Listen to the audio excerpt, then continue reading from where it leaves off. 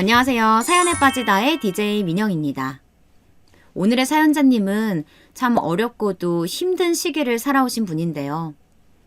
인생의 끝자락에 서 계신 사연자님의 이야기를 듣다 보니 제 마음까지도 서글퍼지네요.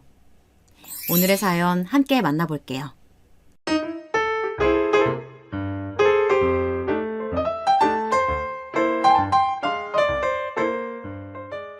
안녕하세요.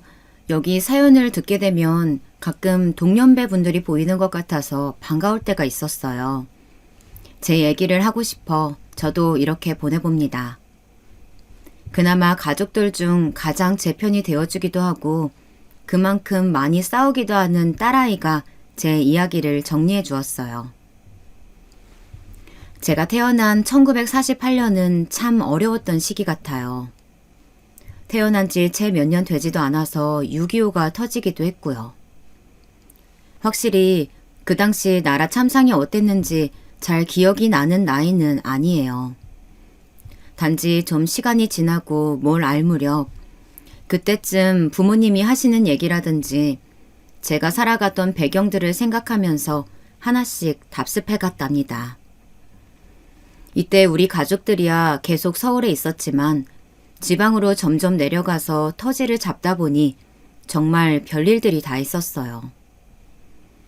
그때 가장 친했던 친구들 몇몇을 보면 다들 평범하지 않은 상황에서 가족들이 이쪽으로 피난을 왔고 그 이후에 태어난 애들이 몇몇 있었어요.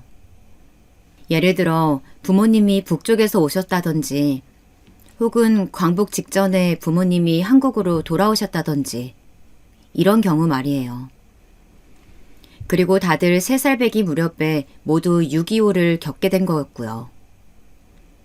이렇게들 힘들게 옹기종기 모여 살고 있었고 참으로 힘들고 배고픈 나날들을 보냈습니다. 한편으로는 너무 슬픈 게 아마 제 또래분들이라면 공감을 하실 텐데요. 자식 세대들과 당연히 세월의 차이가 있긴 하다지만 정말 해도 너무 말이 안 통한다는 거예요. 아들 녀석은 어느 순간부터 대놓고 저를 무시하더군요. 아버지, 그런 얘기 좀 그만해요. 뭐 나 태어났을 때는 덜 힘들었나? 그리고 전쟁이니 공산당이니 가난이니 그런 거 실제로는 다 옛날 얘기잖아요. 요즘 같은 때에는 그런 거 전혀 해당 없고 앞으로 살아갈 미래를 봐야죠. 왜 맨날 고리타분한 얘기만 해요? 이러면서 질려 죽겠다는 듯이 말을 하는데요. 어찌 보면 저도 늘 똑같은 소리만 하고 있으니 아들도 힘들 것 같기는 해요. 하지만 단순히 세대 차이만이 아니라 살아가는 방식에서도 꽤 크게 폭이 벌어지고 있었거든요. 48년생인 저와 72년생 아들 사이에는 꽤 넓고도 깊은 간격이 생긴 것 같아요. 나름 저는 아들에게 지원해줄 만한 것을 다 했다고 생각했는데 아들은 그렇지 않더라고요. 아버지, 나는 아버지처럼 이렇게 작은 재료상이나 하면서 계속 남대문에 있고 싶지 않아요. 여기 있으면서 건물도 사시긴 했지만 그건 아버지 세대 때나 가능하잖아요. 요즘 제 또래 중에 누가 그렇게 해서 돈을 버나요? 자꾸 저 장가 늦게 간다고 뭐라고 하지 마시고 아버지 노후에만 집중하세요. 정 아니면 미연이가 물려받으면 되잖아요. 그리고 솔직히 물려받아도 뭐 할지 모르겠어요. 제가 하고 있던 작달만한 재료상이 있었는데 월남전에서 돌아온 이래에 저는 남대문 시장에 취업해서 정말 열심히 일을 했어요. 거기서 애들 엄마를 만났고 애들 엄마가 가져온 혼수며 이것저것 돈을 좀 모아가지고 이 자그마한 자리를 얻었고요. 나름 일해본 경험들을 가지고 우리는 가게를 열게 되었고 결코 풍족한 삶은 아니었지만 정말 개미마냥 열심히 모으고 또 모았어요. 하지만 너무 그렇게 돈 하며 살아서 그런지 애들은 어릴 때부터 뭘 아끼고 하는 것에 질려 있더라고요. 게다가 씀씀이가 저희와 너무 다른 거예요. 아들만 그런 게 아니라 딸 역시 그랬어요.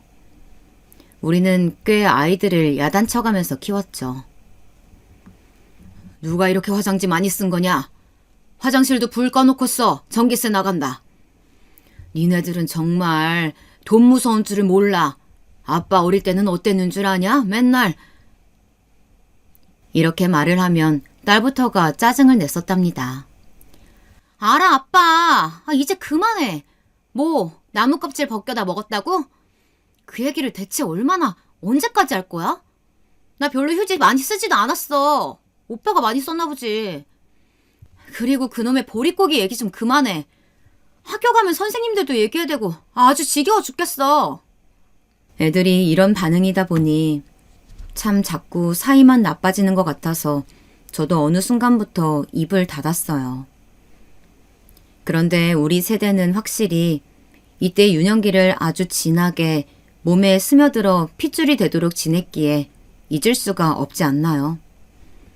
몇 번이나 거듭해서 말할 수밖에 없는 정말 무섭고도 고달픈 시기를 보냈던 것 같아요. 당시 제가 살던 동네는 서울에서 그리 거리가 떨어지지 않은 곳이긴 했지만 뭐 때문인지 진짜 가난한 사람들이 더더욱 많았어요. 전쟁이 끝난 지 좀 지났다고 한들 별 차이가 있지 않았거든요. 그때 함께했던 제 또래 친구들은 사실 늘 배만 고팠을 뿐 딱히 철도 없고 뭘 모를 나이긴 했어요. 앞가림도 잘 못하는 시기에 전쟁을 겪었고 계속 그렇게 업혀다니고 걸어다니고 하면서 겨우겨우 그 난리통을 끝냈고요. 이후에는 근처 또랑에서 가재나 잡으러 다니고 늘 그렇게 줄인 배를 안고도 뭘 그렇게 걸어다녔는지 모르겠어요. 그리고 이때에는 다들 힘들고 배고플 때라 조금이라도 먹거리가 생기면 서로들 챙겨줬었습니다. 명식아, 이리 좀 와봐라. 이거 엄마 좀 갖다 드려. 얼마 안 되는데 전에 엄마도 우리한테 좀 챙겨주셨었거든. 엄마한테 고맙다고 말씀드리고, 알았지? 이러면서 감자 조금을 주시는데 그걸 받아가지고 가면 어머니는 죽을 써다가 또 어찌어찌 끼니를 때우셨어요. 우리 애들에겐 이미 지겹게도 한 얘기라 자다가 깨서 읊을 수도 있는 말이지만 정말 보릿고개 시절에는 소나무 껍질 벗겨다가들 얼마나 먹었나요. 도저히 그냥 먹을 수가 없는 수준이다 보니 엄마들은 그걸 그렇게나 끓이고 또 끓이고 거의 삭히는 수준으로 해다가 먹었죠. 그런데 먹고 탈난 사람들도 많이 있었어요. 저도 그랬고 당시 같이 잘 다녔던 단짝인 영환이도 말이에요. 야, 명식아, 나 이러다 죽겠어. 배만 빵빵해지고 우리 할머니도 어제 나랑 똑같은 걸 먹었는지 배만 불러차서 아주 죽겠대. 어떡하냐 정말. 이게 왜 그렇게 된 거냐면 소나무 껍질 자체가 워낙 소화가 잘 안 되더라고요. 그렇다고 그대로 나오는 것도 아니고 어디 붙어 있는 건지 배가 죽을 듯이 고파 뭘 입에 넣긴 했지만 그게 밖으로 배출도 잘 안 되었었어요. 그러니 저희 같은 애들이나 할머니, 할아버지들은 더 소화력이 약하니 몸이 견뎌내지를 못했던 거고요. 먹고 소화도 잘 안 되었지만 그렇다고 또 안 먹을 수도 없었죠. 거의 늘 보리 죽이며 못놈의 이파리들을 그렇게 따다 먹었던지. 어떤 놈은 소나무 껍질 벗겨가며 그 진액이라도 먹어보겠다고 매달렸지만 뭐가 있어야죠. 저와 영환이는 그때 거리를 누비면서 정말 운 좋은 날 빼짝 마른 개구리를 잡아먹었던 날도 있었어요. 지금 애들은 이런 걸 상상하지도 못하겠지만 말이에요. 그러다가 같은 동네에서 학교도 다녔는데 갈수록 형편도 나빠지고 왜 학교를 다녀야 할지 모르겠더라고요. 공부도 싫고 가서 다들 넉넉지 않은 살림에 선생님부터 해서 모두 배를 곪고 있는 모습도 참 힘들었어요. 그럴 때마다 저와 영환이는 또 뒷길로 빠져가지고 어디 굴러다니고 놀면서 개구리를 찾으러 다녔죠. 야, 명식아, 니랑 나랑 다 찾아서 잡아먹었나 보다. 아닌가? 보니까 저쪽 동네 애들도 전에 잡았다고 하던데. 하여간 먹고 죽을 애도 없네. 개구리가 우리 무서워서 다 도망갔나 보다. 그냥 농담처럼 하는 말이 아니라 우리 둘은 진짜 혈안이 되어 있었거든요. 저도 가난한 건 마찬가지였지만 영원히 이 녀석은 일본에서 온 녀석이었는데 더 힘들게 배를 굼고 있었어요. 이때 이렇게 내려온 사람들이 꽤 있더라고요. 영환이네는 할머니와 부모님이 같이 한국으로 어렵사리 넘어오셨는데 나중에 다시 아버지는 일본으로 돌아가셨나 봐요. 할아버지랑 아빠는 아직도 일본에 있어. 같이 왔었어야 했는데 아무래도 거기서 돈을 더 벌어야 할 것 같대. 나는 이제 아버지 얼굴도 잘 기억 안 나. 할아버지는 더 모르겠고. 우리 엄마는 아버지 없을 때 혼자 동생을 낳아서 엄청 고생했어. 그래서 저렇게 아픈 거야. 영환이네 어머니는 제가 기억해 볼 때 늘 작고 좁은 방에 누워 있었던 생각만 나요. 누렇고 얇은 요 하나를 덮고 언제나 파리하고 힘없는 얼굴로 눈만 가끔 맞추셨었거든요. 집 사정이 다 거기서 거기이다 보니 가끔 놀러 가기도 했지만 정말 지독할 정도로 먹거리라고는 없고 놀거리도 없었죠. 그나마 우리 어머니가 영환이네를 좀 불쌍히 여기셨는지 죽이라도 조금 써서 내어드릴 때도 있었답니다. 이거 영환이 갖다 줘. 거기 엄마 얼굴이 맨날 오늘 내일 하는 것 같던데 영환이 불쌍해서 어쩌냐. 그렇게 조금이라도 덜어서 갖다 드리곤 했는데 당시 어렸던 제가 봐도 영환이나 할머니는 참 표독스러운 사람 같았어요. 아마 시어머니셨을 텐데 우리 엄마가 당신 며느리 주라고 준 건데도 문 앞에서 받자마자 홀짝 다 마셔버리더라고요. 이리 줘라. 내가 갖다 줄 테니까.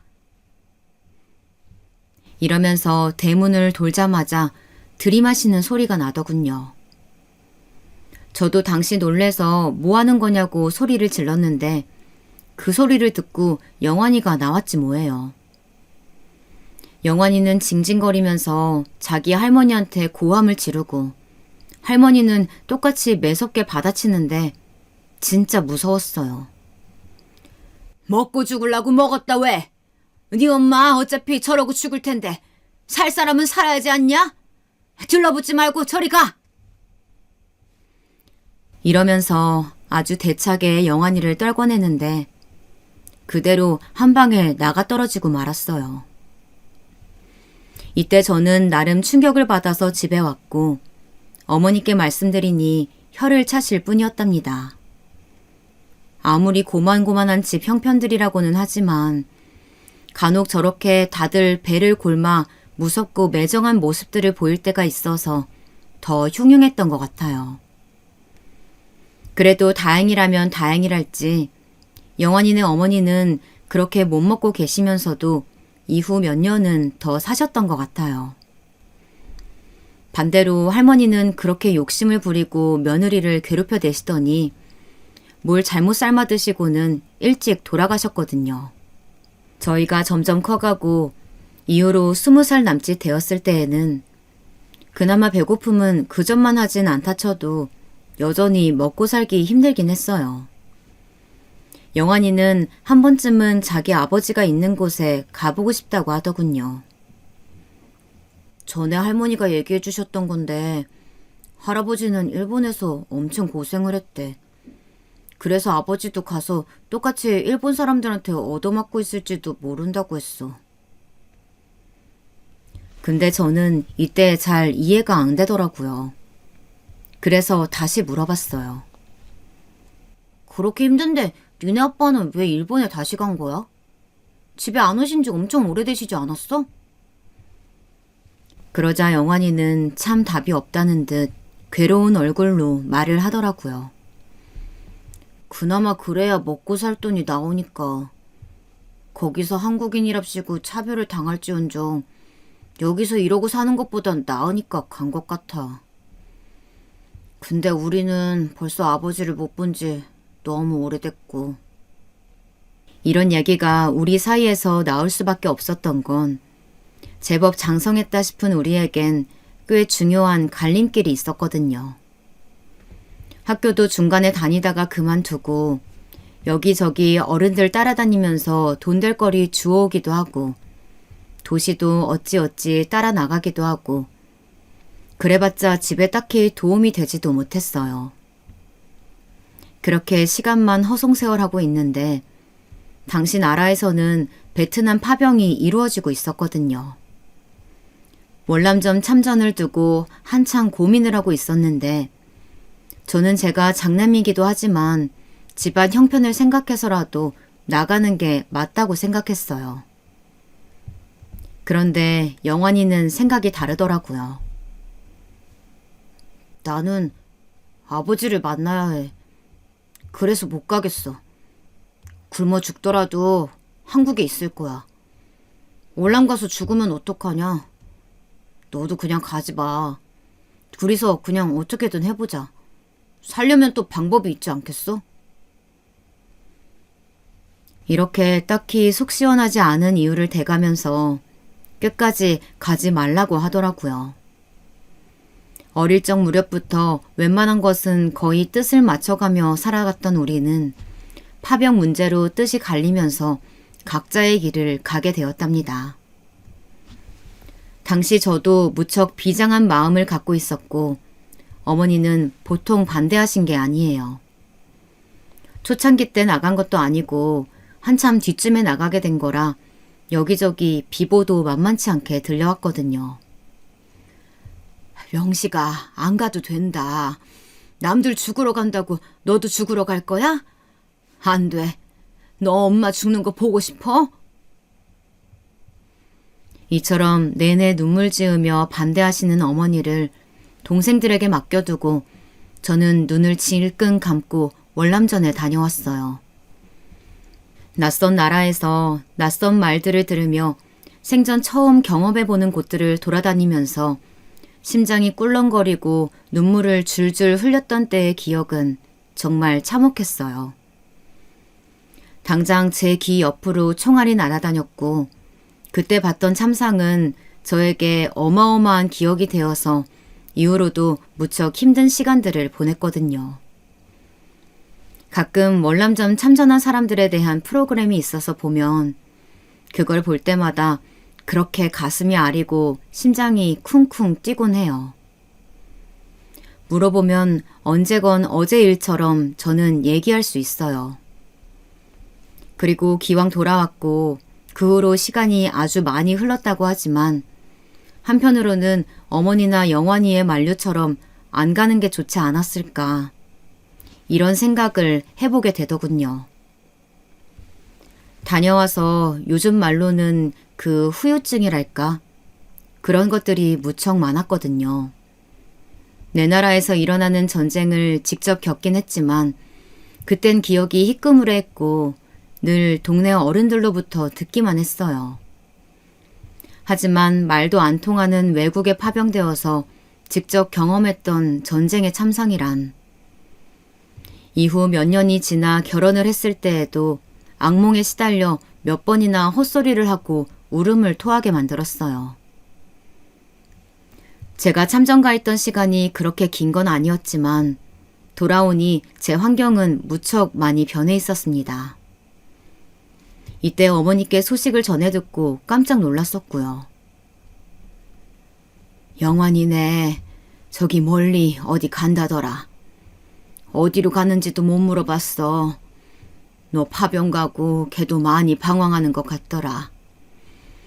어디 아가씨 만나서 결혼한다는 소리도 있고 너한테 연락한다고는 했어. 저 역시 영환이를 거의 생각지 못하긴 했지만 막상 돌아와서 떠올려 보니 우리가 각각 서 있는 곳이 많이 달라졌음을 체감하게 되었어요. 그 이후로 한 몇 년 지나서 겨우 연락이 될 때까지 저는 저대로, 영환이는 영환이대로 가정을 꾸려나가느라 정신이 없었던 것 같아요. 저희 큰아들이 태어났던 72년도에 영환이한테 급히 연락이 왔었어요. 어머니가 살고 계신 본가 쪽으로 말이에요. 그래서 저도 어찌어찌 연락이 되어 얼굴을 보게 되었는데 너무 오랜만에 봐서 그런지 좀 어색하기도 했지만 뭔가 애틋한 느낌은 여전하더라고요. 명식이 너 이놈 장가 들고 애도 낳았다면서? 나도야. 딸 하나 있고 아들 하나 있다. 요즘 어떻게 먹고 살고 있어? 이렇게 물어오는 영환이야말로 여전히 얼굴색이 좋지 않고 좀 지쳐 보이긴 했어요. 당시 저는 남대문 시장에서 바쁘게 일하고 있었고 가게에 데려가서 미약하게나마 소개도 해주었어요. 신기하다는 듯이 그 좁디 좁은 가게를 둘러보던 영환이는 갑자기 불현듯 이상한 말을 하더군요. 그래. 다 잘해보자. 열심히 살아보자. 저기 나 일본으로 간다. 이때 저는 깜짝 놀랐어요. 한편으론 영환이를 떠올릴 때마다 언젠가는 가지 않을까 생각하긴 했었지만요. 아버지께로 가게? 연락은 된 거야? 요즘 보니 일본이나 싱가포르 이런 쪽으로 많이들 일하러 가더라고. 어떻게 살 생각이야? 온통 묻기만 하는 저에게 영환이는 씁쓸하게 웃으며 말하더라고요. 제가 봐도 딱히 대책이 없어 보이긴 했어요. 애들도 태어났고 먹고 살려면 별수라도 있어야 하는데 말이야. 아버지와 연락이 닿아서 그쪽으로 가보려고 해. 나도 막막한 게 많다 지금. 확실히 고민이 무척 많아 보이는 얼굴이었어요. 아버지와 할아버지가 있는 일본은 가끔 얘기했지만 영환이 어머니나 할머니가 일본어를 할 줄 알았지 이 녀석은 한 번도 하는 걸 본 적이 없었거든요. 그도 그럴 것이 여기 와서 태어났으니 전혀 관계가 없잖아요. 그럼에도 불구하고 결국은 아버지가 계신 곳으로 간다고 하는데 저는 그저 잘 다녀오길 바란다는 말밖에 해줄 수가 없었어요. 그렇게 어설프게 우리는 작별 인사를 하고 헤어졌고 정말 간만에 만난 고향 친구의 여운을 깊이 느낄 새도 없이 다시 생활 속으로 빠르게 들어갔답니다. 이때 아들을 낳고 난 뒤 아내의 몸이 정말 안 좋았거든요. 결국 보다 못한 어머니가 올라오셔서 도와주시긴 했는데 어머니와 아내가 뜻이 잘 안 맞는 건지 서로 너무 힘들어했어요. 결국 못 견딘 어머니가 말을 하시더군요. 예, 요즘 젊은 애들은 아주 시어머니를 시집살이 시키는구나. 내가 이 나이 먹고 네 마누라 죽 끓여다가 갖다 바치고 이러면서 살아야겠니? 나도 몸 성치 않다. 나 그만 내려가마.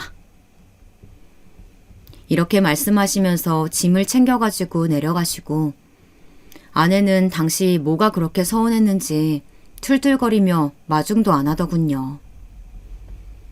이 무렵부터 사회의 흐름이 많이 바뀌었던 것일지 모르겠지만 보통 저는 당연히 어머니를 모시고 사는 게 맞다고 생각했어요. 그런데 혼자 자라온 아내는 그렇게 생각지 않더라고요. 자꾸 저와 마찰이 일어났어요.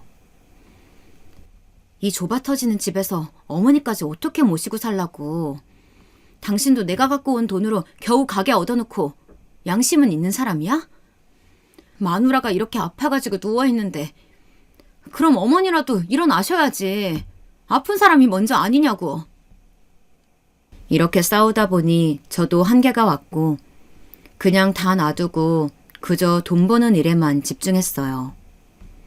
도매상이며 뭐며 맨날 사람들 쫓아다니면서 일을 배우고 하다 보니 하루하루가 너무 고단하고 지치더군요.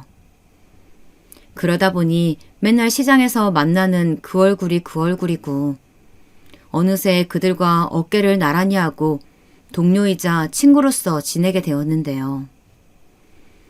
비가 오고 눈이 오고 무슨 일이 있어도 늘 나가서 가게를 지키는 일상이 되었고 하도 내가 고생을 하고 아내도 힘들게 살다 보니 절대 애들에게는 이런 삶을 물려주고 싶지 않았답니다. 그런데 자라는 동안 저는 애들에게 꽤 많은 걸 해줬다고 생각했는데 이 녀석들은 그렇지 않았던 것 같아요. 그게 참 서운하고 마음 한편이 허전하더군요. 특히 아들놈 말이에요. 아버지, 저 학비도 그렇고 여러 가지로 모자라요. 돈 좀 더 주세요. 네? 이때 군대도 다녀와 놓고 좀 부족하면 자기가 뭐라도 해서 벌었을 생각을 해야지. 너무 당연하게 저에게 손을 벌리는 모습이 화가 나더라고요. 지 밑으로 여동생도 있는데 걔도 공부시켜서 대학은 보내야 할 거 아니에요. 하여간 아들은 어디서부터 잘못된 건지 머리가 크던 무렵부터 지금도 저랑 안 맞아서 힘든 사이이긴 해요. 야, 이 녀석아, 머리만 컸으면 다냐? 네 애비는 그 나이 때 도시를 나와서 일하고 쫓아다녔어. 월남 가서 얼마나 팍팍하게 죽을 고비 넘겼는지 아냐고.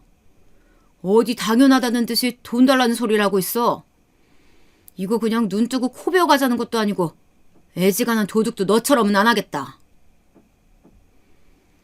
제가 한창 윽박 지르고 야단을 쳐놓으면 또 아내는 뭐가 그렇게 아들이 안쓰러운지 엄청 감싸고 도는 거예요. 당신은 왜 그래요, 진짜? 제대로 못 먹이고 못 해입히고 부모가 돼서 무능한 게 잘못이지. 얘네가 뭐 그렇게 잘못이에요? 아내까지 이런 말을 해대니 아들 녀석 버릇이 그 모양인가 싶기도 하고 그나마 딸내미는 별말 없이 커주었기에 집에 와서 딸 보는 맛이라도 있더군요. 한창 아들과 딸이 대학을 다니던 90년대 무렵에는 진짜 세상이 너무나도 빠르게 변하는 것 같고 저도 잠깐, 아주 잠깐 호황을 누리기도 했어요. 그래서 저금도 하고 은행을 목숨처럼 신뢰해가면서 아내와 계획을 세우기도 했었고 말이에요. 근데 그 흐름을 잠깐 좀 거쳤다고 철없는 아들 녀석은 정말 지멋대로 살더라고요. 저 몰래 지 엄마한테 얼마나 돈을 뜯어갔는지 그걸로 작달만한 차를 한 대 사더니 몰래 끌고 다니는 거 아니겠어요? 이때 하도 거칠게 싸우다 보니 아들은 결국 집을 나가버렸어요. 이놈 자식아, 네 애비는 아직도 휴지도 몇 장 마음 편히 못 써. 그리고 몇 천 원 하는 백반이나 겨우 먹고 다니는데 대체 뭐 하는 짓이냐 너는, 어? 그따위로 살 거면 나가. 네 힘으로 먹고 살라고. 있는 대로 욕을 다 얻어먹고 그 말 같지도 않게 똥폼만 잔뜩 부린 차에 옆에 웬 여자를 태운 상태로 망신을 당한 아들은 그 길로 사라졌어요. 이때 아내가 뭐라고 말을 해도 저는 듣지 않았고 진짜 하나부터 열까지 뭐가 이렇게 마음대로 안 되는지 답답하더군요. 하지만 시간이 지나자 약해 빠진 아들 녀석은 다시 돌아왔고 그래도 제 아비 돈이 아쉬웠던 건지 무릎 꿇고 빌더라고요. 결국 그리 살다가 나중에 장가갈 때쯤 제때 되어서 나갔고요. 딸아이도 2000년에 시집을 가고 우리 집에는 저와 아내만 남게 되었어요. 그렇게 떠들썩하고 분주하게 살았으면서도 막상 애들이 집에 없으니 허전하기도 하고 애들과 많이 시간을 못 보냈음이 뒤늦게 후회스럽더군요. 너무 많은 걸 아내에게만 일임했던 게 아닌지 대체 내 삶이란 게 뭔지 통탄스럽기도 했어요. 그 무렵 때 시장에서 같이 일하던 옆가게 친구한테 이런 얘기를 했더니 참 서글픈 말을 하는 거예요. 우리 세대가 사실 뭐가 있냐? 전쟁이며 온갖 변하는 흐름 속에 같이 굴러오면서 몸만 내던지며 살아왔지. 자식들이 뭘 그런 걸 알아주겠어. 모르는 게 당연한 거야. 그 말이 맞다 싶으면서도 뭘 어떻게 하면 좋을지 잘 알 수가 없었어요. 그렇게 해를 계속해서 넘기고 손주들도 태어나고 한편으론 참 고마웠던 게 딸내미가 그렇게 저를 잘 챙겼어요. 엄마 아빠 이제 좀 편하게 사셨으면 좋겠어. 맨날 좁은 가게에서 일하는 아빠 보면 너무 속상해. 엄마도 너무 아빠 타박만 하지 말고 좀 잘해줘. 이제 둘밖에 안 살잖아. 나는 오빠가 애들 데리고 자주 올 테니까 같이 여행도 다니고 그래요. 딸아이는 손주 손녀를 한 명씩 낳아가지고 종종 친정에 들렀는데 저는 그때 참 희한한 감정이 들었어요. 애들이 언제 이렇게 커가지고 자식들을 낳아가지고 왔는지 실감이 안 나더라고요. 그때쯤 우리 어머니 댁도 손주들 다 데리고 들렀었는데 그때 어머니 몸이 많이 안 좋으셨어요. 명식이 왔구나. 나도 몸이 힘들어서. 하여간 밥 잘 챙겨 먹고 있지? 어느덧 여든이 다 되셔서 그렇게 누워만 계신 어머니를 보니 여러 가지 감정이 오갔어요. 당시 저는 50대 중반이었고 제가 딱 중간에 껴있는 것 같더라고요. 위로는 어머니가 있고 아래로는 자식들이며 손주들까지 있다 보니 삶이 참 무겁게 느껴졌어요. 당시 어머니랑 이야기도 별로 못 나누고 치매도 앓고 계시던 때라 참 마음이 아팠었는데요. 글쎄 저도 잊고 있었던 얘기를 어머니가 하시지 뭐예요. 네 친구 영환이 생각이 난다. 그 엄마 말이야. 얼굴이 참 안 좋았었는데 영환이도 꼭 닮았잖아. 새삼 큰아들 친구 얘기를 하시는데 아닌 게 아니라 저는 그때 아주 조금 기뻤던 것 같아요. 오랫도록 치매를 미약하게 앓으시면서 잘 까먹으시는 어머니께서 그 옛날 얘기를 아주 잠깐 꺼내셨으니까요.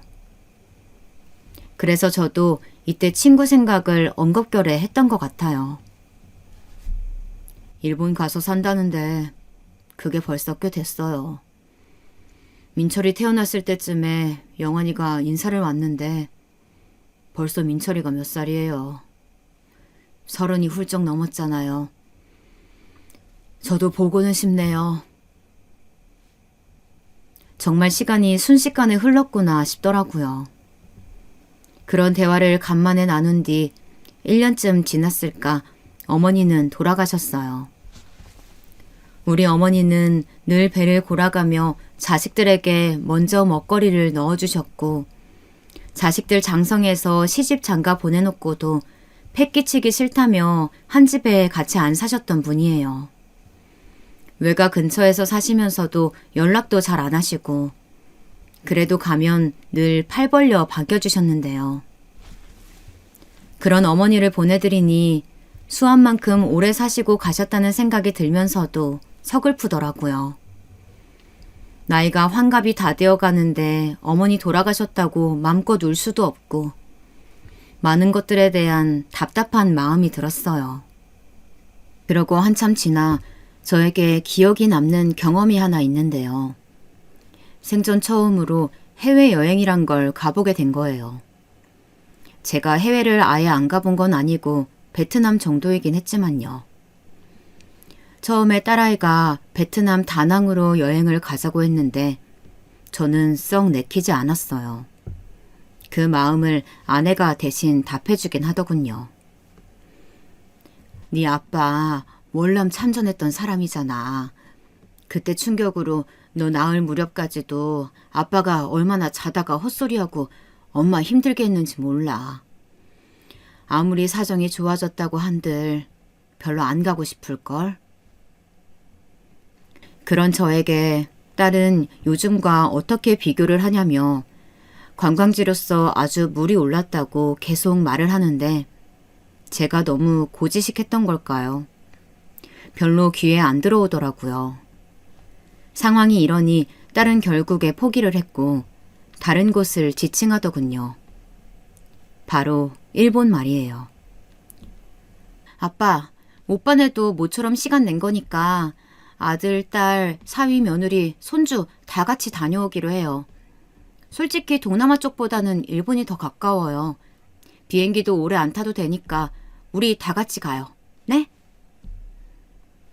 이렇게 말을 하는데 저에겐 옛 친구 영환이가 거듭 입에 달고 살았던 게 일본이라 그렇게 낯설게 느껴지지만은 않았어요. 기왕 딸내미가 저렇게 대가족 해외여행을 고집한다면 나쁘지 않겠다 싶더라고요. 근데 그렇게 해서 갔던 일본 여행에서 저는 또 엄청난 자괴감을 느끼고 왔지 뭐예요. 가족들끼리 다 싸우고 난리가 나고 나중에 김포공항으로 돌아와서 집으로 갈 때가 되어서야 조금 진정들을 했어요. 사실 생전 그렇게 단순히 놀러 다니는 용도로 동네 근처도 어디 제주도도 안 가봤던 저예요. 그랬는데 대뜸 나가본 해외라는 건 그저 신기하기만 하고 얼떨떨 하더군요. 우리 애들은 워낙 돈에 대해서 크게 걱정하지 않고 자유롭게 자라서 그런진 몰라도 눈에 보이는 것마다 턱턱 돈을 내고 해보려는 모습들이 자꾸 거슬리더군요. 야, 민철아. 그게 무슨 외화 낭비냐. 뭔 놈의 선물을 한답시고 그런 것들을 잔뜩 사고 있어. 그런 건 한국 가서 사도 되지 않냐? 처음에는 제 말에 아들도 모처럼 여행 와서 그런지 좀 수긍하려고 하는 것 같더군요. 그런데 나중에 아내까지 저에게 화를 내는 걸 보니 제가 좀 지나치긴 했던 모양이에요. 아이고, 이게 다 얼마냐? 이게 뭐야? 계산 좀 해봐라. 이렇게 비싼 걸 막 먹어도 되는 거야? 형편껏 써야지. 너무 낭비하는 것 같다. 여기는 뭐 어디 시장 없냐? 적당히 사가지고 숙소 들어가서 해먹자. 이러니 아내가 그 사람도 많은 거리에서 자식들이며 손주들까지 다 절 보고 있는데 소리를 벌컥 지르는 거예요. 아유, 당신 진짜 무슨 놈의 궁상이에요. 그럴 거면 뭐하러 해외여행 와가지고 돈을 쓰네마네 날린지 모르겠네. 돈 쓰러 오는 거지. 그럼 아끼러 오는 거예요? 이런 데 와서만큼은 먹고 싶은 만큼 좀 먹고 놀고 해야지. 일본까지 와서 나 돈 없으다 하고 관광하시오? 돈도 다 얼마씩 내서 왔구만. 뭘 그렇게 잔말이 많아요? 아내가 이렇게 저에게 면박을 주는데 정말 너무 모멸스럽고 수치스러웠어요. 아내 말로만 들으면 저는 정말 가족들에게 방해가 되고 필요 없는 존재처럼 느껴지더군요. 애들 세대에는 그게 당연한지 몰라도 저는 이런 상황을 그렇게 덜컥 쉽게 받아들이며 같이 어울리기는 힘들었어요. 여행을 무렵에는 나도 거기에 아는 사람이 있다. 영환이라는 친구가 있다며 괜히 너스레도 떨어보았지만 막상 와서는 조금의 생각도 나지 않았어요. 신물물이며 완전히 다른 가치관을 가진 애들과 동행하려니 머릿속이 하얘지더군요. 사실 말이나 그렇지 영환이와 제가 연락할 수 있는 구실이 뭐가 있었겠어요. 그냥 그렇게 터벅터벅 돌아왔고 딸은 못내 이런 모습이 마음에 걸렸던지 공항에서 저를 위로해 주더라고요. 아빠, 너무 속상해 마세요. 내가 잘못한 것 같아요. 다음에는 우리 제주도나 가요. 말도 안 통하는 해외 가서 아빠 너무 고생했겠어. 기분 푸세요. 괜찮다고 어색하게 답을 하긴 했지만 정말로 여러모로 복잡한 감정이 들기는 했어요. 그렇게 돌아오고 시간이 한참 지나 맨날 귀에서 진물이 나도록 바쁘게 굴러가는 제 일상 속에서도 조금씩 제동이 걸려가기 시작했어요. 해가 넘어가다 보니 제 몸도 점점 여기저기 못 견디겠다는 듯 비명을 지르는 것 같더라고요. 여기저기 쑤시는 곳들이 생기고 관절도 아파오고 유행하는 전염병이 있어 금방 걸려서는 아파지고 말이에요. 결국 제가 꾸려오던 가게를 계속 혼자 유지하기가 힘들어서 정리를 하려고 했는데 딸아이가 자기에게 넘기라고 하는 거예요. 아빠 평생 그 자리 지켜왔잖아요. 거기 유지하면서 조그맣게 우리 건물도 샀고요. 그거 그냥 정리하고 나오면 너무 속상할 것 같아요. 내가 거기서 뭐라도 해볼 테니까 아빠 팔지 마세요. 내가 돈 내고 들어갈 테니까. 그러면서 자기가 달마다 돈을 내겠다며 자그마하게 아동보 가게를 할 테니까 허락해 달라고 하더군요. 저는 거절할 것도 없으니 그렇게 하게 되었고 가끔씩 딸이 운영하고 있는 가게를 왔다 갔다 들리면서 일상을 보내게 되었어요. 딸은 그래도 야무진 구석이 있어서 인터넷이니 뭐니 홍보를 잘했던 건지 제법 단골도 늘어나고 또 거기서 터전을 만들어 가더라고요. 이때 저는 아주 조금 보람을 느꼈던 것 같아요. 역시 우리 딸 자랑스럽기도 했죠. 헌데 시간이 지나서 제가 칠순이 되었을 무렵 누가 거짓말이라도 한 게 아닌가 싶은 이상한 일을 겪게 되었어요. 그것도 무려 딸을 통해서 전해 듣게 되었는데요. 전화를 잘못 받은 줄 알았지 뭐예요. 몇 번이나 딸에게 다시 확인을 하다가 급기야는 목소리가 커져서 흥분을 감추지 못할 정도였어요. 아, 참, 아빠, 맞다니까요. 웬 할아버지가 오셨는데 이름이 이영훈이라고 하셨어요. 아빠 아주 옛날 친구, 옛날 거기서 살 때 친구라고 말이에요. 내 또래 어떤 남자분이랑 같이 오셨는데 아드님 같기도 하더라고요. 내가 지금 전화번호 보내드릴게요. 기다려보세요. 글쎄, 제 자리를 이어 계속 같은 곳에서 가게를 이어오고 있던 딸애에게 손님이 왔다는 거예요. 바로 아버지인 저를 가리켜 김명식이라는 사람을 모르냐고 물었다더군요. 이미 달라진 환경들을 보며 특별히 기대도 하지 못한 채 물었던 모양인데 딸애가 우리 아버지라고 말을 하니까 엄청나게 놀랐다는 거예요. 좌우지간 저는 연락처를 받고 믿을 수가 없어서 한참을 들여다보다가 숨을 들이쉬고 하나하나 조심스럽게 번호를 눌러가며 전화를 걸었어요. 그랬더니 아들인가 싶은 청년이 전화를 받더라고요. 아, 안녕하세요. 네, 저는 막내 아들입니다. 저희 아버지께서 어르신을 뵙고 싶어 하셔서 제가 모시고 들어왔어요. 형제들 중에 제가 한국을 제일 많이 드나드는 편이고 아버지가 갑자기 한국에 가고 싶다고 하셔서요. 지금 몸이 안 좋으셔서 잠깐 잠이 드셨는데 혹시 어르신께서는 언제쯤 시간이 괜찮으실까요? 이때 한 번에 여러 가지 상황을 전해 듣다 보니 좀 혼란스러웠지만 천천히 말을 하며 약속을 잡게 되었어요.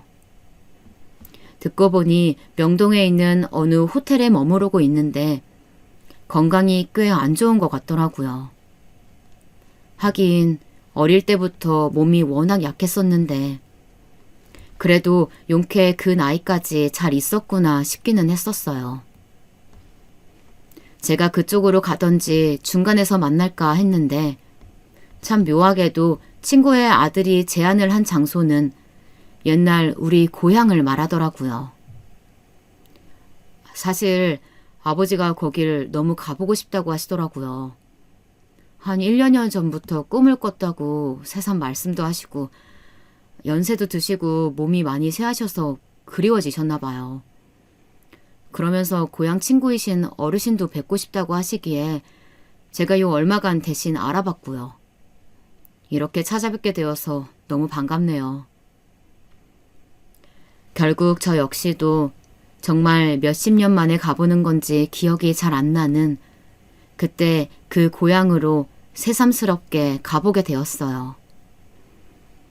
하지만 저도 혼자 운전을 해서 가기는 어려운 상황이었는데 이때 딸애가 사정을 듣더니 가게를 비우고 따라간다고 하더라고요. 아빠 고향 친구셔? 그런데 일본에서부터 아빠를 보러 온 거야?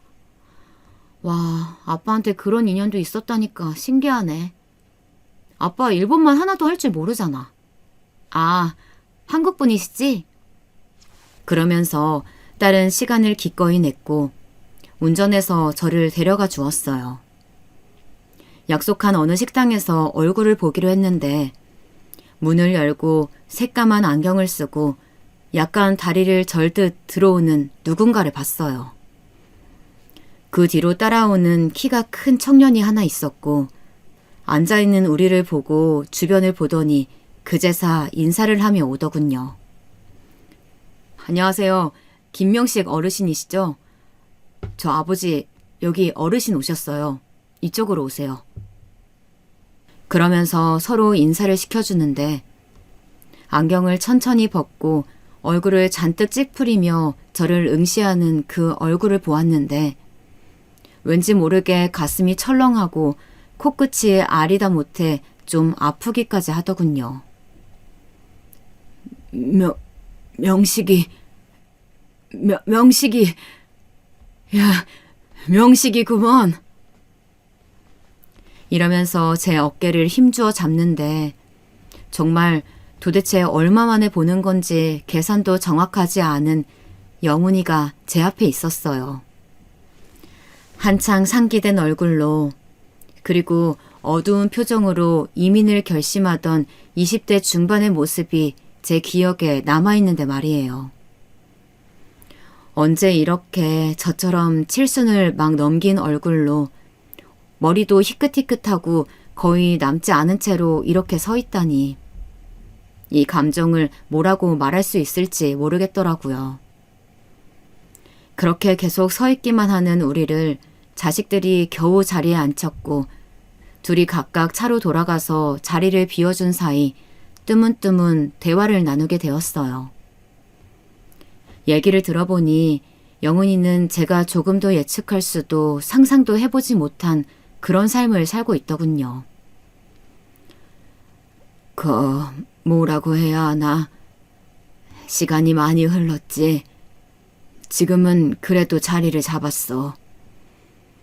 나도 처음 갔을 때 몇 년을, 아니 한 수십 년은 피를 봤지.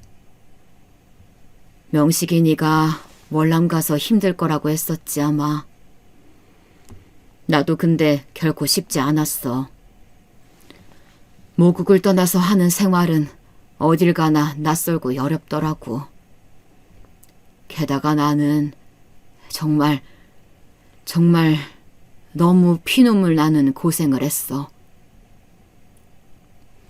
이때 떠뜸떠뜸 주름이 자글한 입으로 말하는 영훈이를 보니 문득 영훈이 눈에도 내가 이렇게 보일까, 어떻게 보여질까 싶기도 하더군요. 하지만 그런 생각을 길게 할 겨를도 없이 영훈이가 그간 살아왔던 날들은 참 대단했던 것 같아요. 70년대에 일본으로 건너가서 아버지와 함께 일을 했고 일본어도 힘들게 배우고 자식들까지 정착시키는데 여간 고생을 한 게 아니라네요. 거기서 한식당을 하고 있던 아버지를 도와가며 언어도 못하는 자기가 할 수 있는 건 요리밖에 없었다고 해요. 그러다가 점점 자리를 옮겨가며 돈을 벌었고 나중에는 제법 한인 사회에서 결코 적지 않은 성공을 이뤘다는 거예요.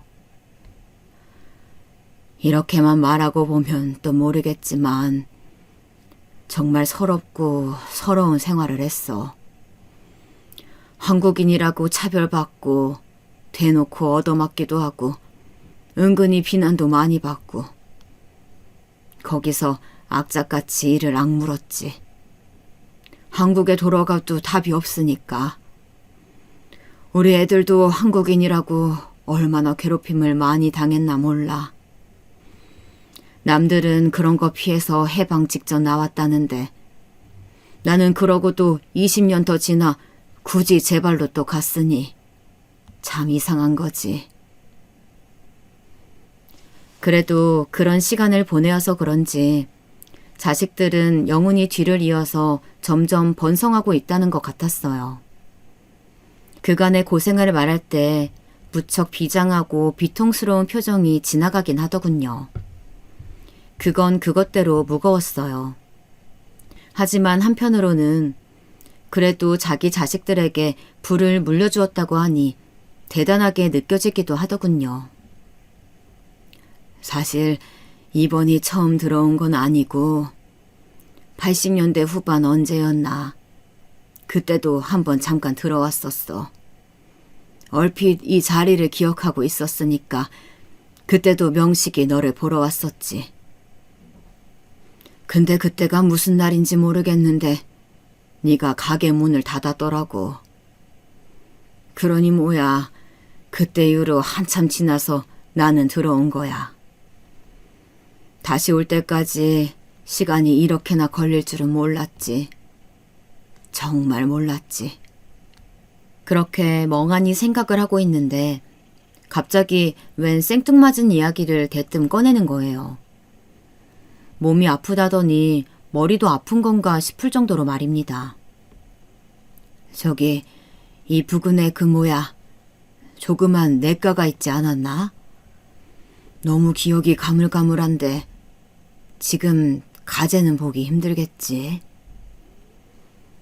그래서 저도 당황스러운 나머지 얼른 대답을 하게 되었어요. 아니 뭔 놈의 가재는 가재야. 이 날씨에 무슨 가재가 있어. 말도 안 되는 얘기를. 쓸데없는 소리를 한다 싶어 쓱 쳐다봤는데 어째 이상할 정도로 계속 그놈의 가재를 고집하는 거예요. 밖은 녹은 눈이며 얼음이 지저분하게 엉켜있는 상황이었는데 말이에요. 계속 얘기를 해대는 통에 거참 왜 이러나 하면서도 일단 그 냇가 부근 쪽으로 차를 옮겨 가게 되었어요. 거동도 저보다 훨씬 불편해 보이고 다리도 절고 있는 와중에 편하지도 않아 보이는데 그 추운 날씨에 묘하게 생떼를 쓰더라고요. 그냥 둘이 멍청이 서서 당연히 가재는 구경도 못한 채 그렇게 넓고 비스듬하게 이어진 냇길을 보며 서 있었어요. 둘 다 휑해진 머리 위로 우리 귀 뒤쪽으로 찬바람이 쌩쌩 불어대는데 말이에요.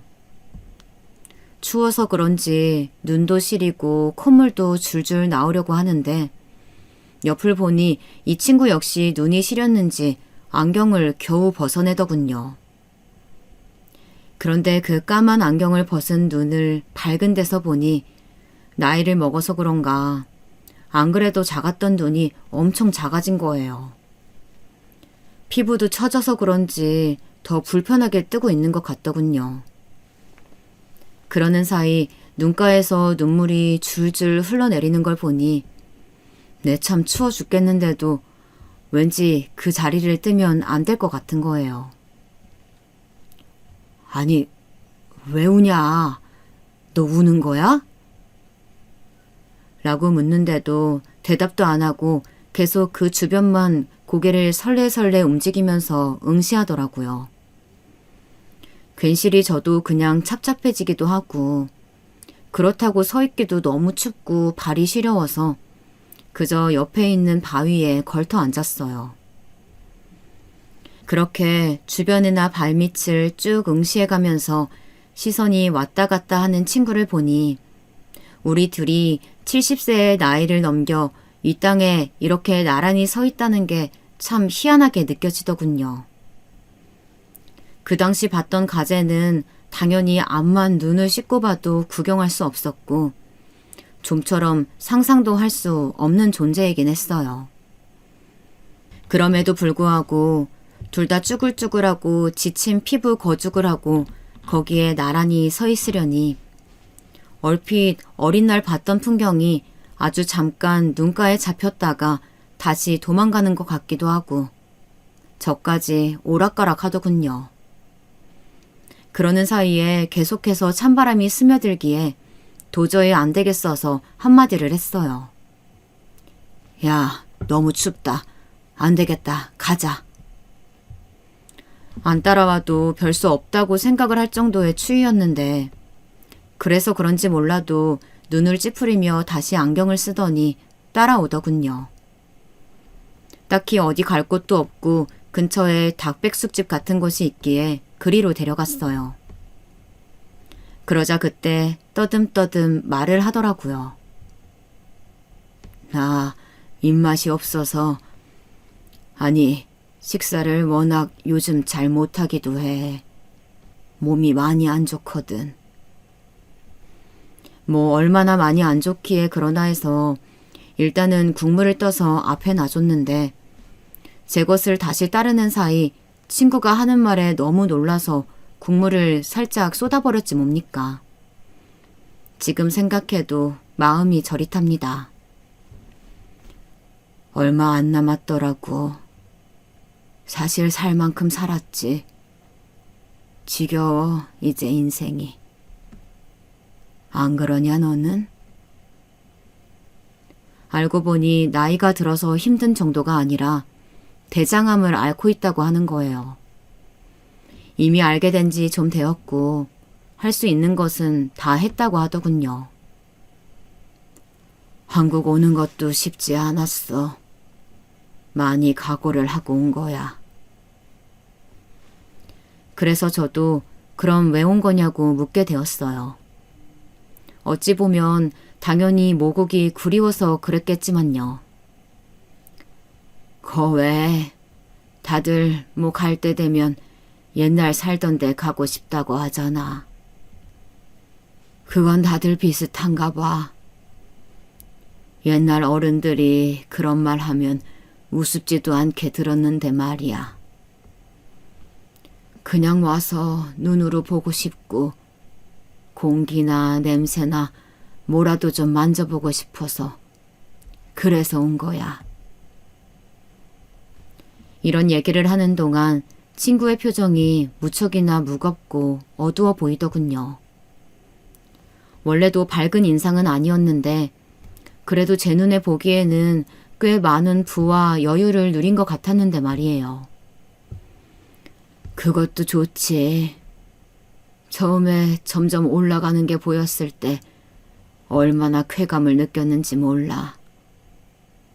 그게 나를 무시하던 사람들과 같은 계단에 섰을 때, 그리고 그들보다 위로 올라갈 때, 그들이 까마득하게 안 보이기 시작하면 된 줄 알았어. 근데 올라가니까 또 모르는 세계가 있더라고. 이때 친구가 말을 하다가 몇 번이나 기침을 하면서 목소리를 가다듬느라고 제대로 얘기를 잇지 못했지만 대충의 내용을 종합하면 그렇더라고요. 너무 바쁜 나머지 아들과 딸, 그리고 이후로 딸을 또 낳고 막내 아들을 낳을 때까지 정작 애들이며 부인과 부대끼며 보낸 시간이 너무 없었다나요. 그쯤 되면 다들 자기를 당연히 잘 돌봐주고 이해해 줄 줄 알았는데 아니었다는 거예요. 마누라는 이혼했어. 진즉 한국으로 가버렸지. 애 넷을 낳아놓고 갈 줄 누가 알았겠어. 그렇게 돈을 줘가면서 잡았는데도 있잖아. 진짜 달려들어 죽일 기세로 말을 하더만. 자기를 놔주기만 하라고 말이야. 결국 친구가 80년도 후반에도 잠깐 들어왔다고 말했던 건 이혼한 부인을 찾아보겠다고 잠깐 왔던 거였나 봐요. 그 뒤로 혼자 애들 넷을 키웠지만 재혼도 하지 않았고 그래도 경제적으로 점점 윤택해지고 있었기에 애들은 부족함 없이 키웠다고 하더군요. 단지 아버지로서의 교감 같은 걸 아이들과 나누지 못했대요. 그나마 막내 녀석이 자식 노릇을 할 뿐이야. 다른 놈들은 제 아비가 암에 걸렸다는데도 콧방귀도 안 끼더라고. 그냥 돈만 가져가면 그만인 거야. 이제 좀 애들이랑 뭘 해보려고 해도 아무도 오지 않는데 정말 의미가 없더라고. 얘기를 듣고 있는데 저는 이 친구와 형편이 전혀 다름에도 불구하고 왜 어중간하게 이 마음을 알 것 같았던 걸까요? 물론 우리 애들이 그만큼은 아니지만 그냥 저도 가족 어딘가에서 허한 부분을 느꼈기 때문일 거예요.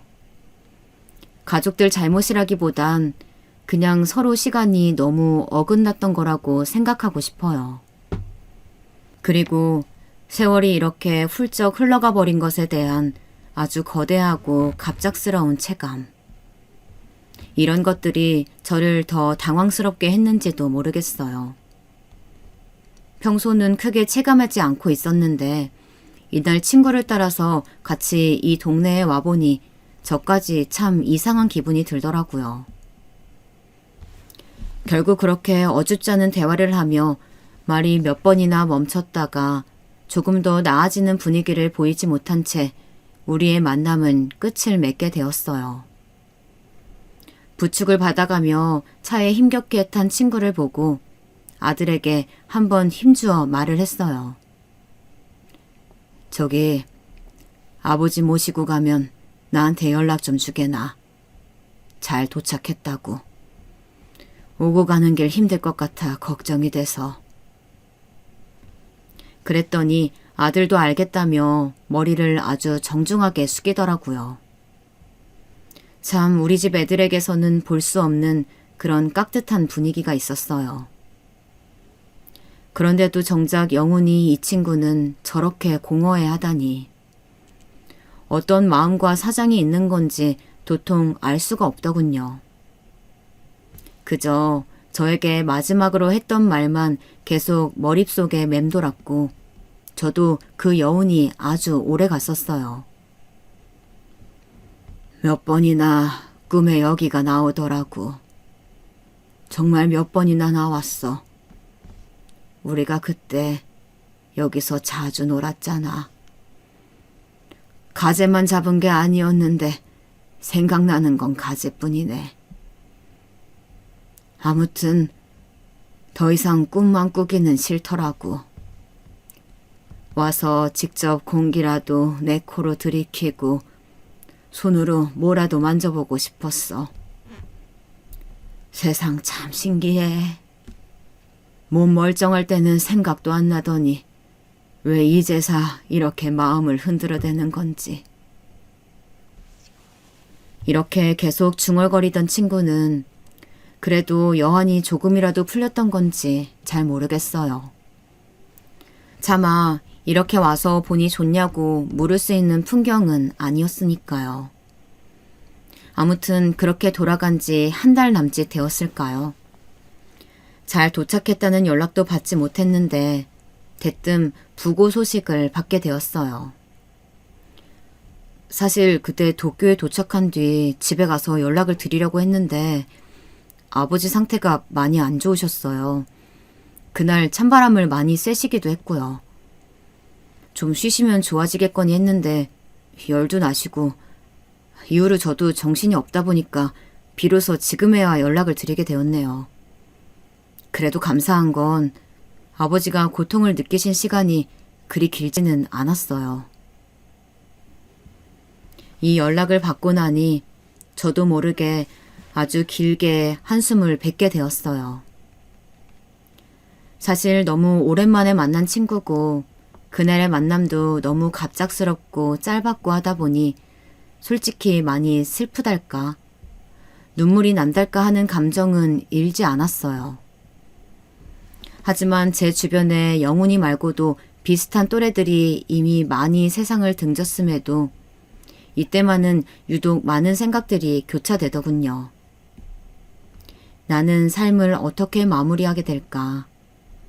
당장 오늘 내일 한다고 해도 별 문제 없으면 이렇게 마누라랑 같이 있다가 똑같이 동네 산을 거닐고 가게나 왔다 갔다 하다가 눈을 감겠지. 이러면서 말이에요. 숨을 거둔다는 건 다 똑같은 일이구나 하면서 어딘가 서글프면서도 잠깐 위로도 되었다가 여전히 제 안에 물음표를 품고 있는 채로 하루하루를 보내고 있습니다. 저와 비슷한 세대들이면 다들 비슷한 마음이지 않을까 싶어요. 그저 매일 충실하고 옆에 있는 것들과 부대끼면서 아주 자연스럽게 눈을 감기를.